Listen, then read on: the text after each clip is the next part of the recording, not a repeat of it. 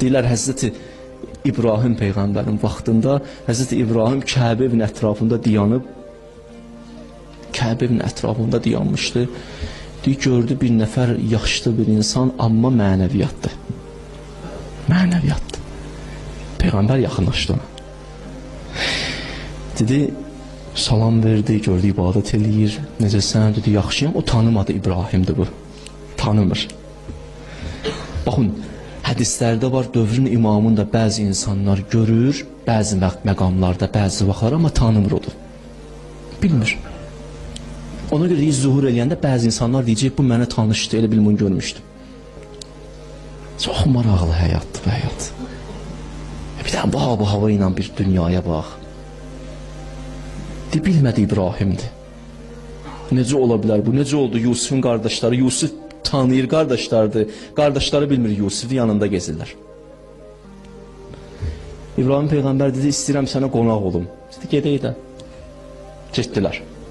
Gəldi çatdı bir yerə, qonaq oldular, qəbul elədi İbrahim Peyğəmbər. Amma gördü İbrahim də Peyğəmbərdir, mənəviyyatlı insandır. Deyib, baxır. Ondan sonra deyir, ayrılana yaxın İbrahim Peyğəmbər deyir, bir dua eləyim, amin deyəsən bəlkə. Bəlkə sən bir dua eləyəsən daha doğrusu. Dedi, mən dua eləməyim də. Dedi, niyə?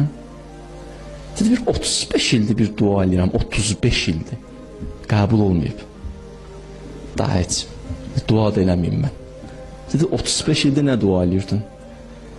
Qoydu bir cavab verdi. Dedi, 35 ildir Allaha yalvarıram ki, Allah, sənin yer üzündə bir dostun var, Xəlilullah, İbrahim.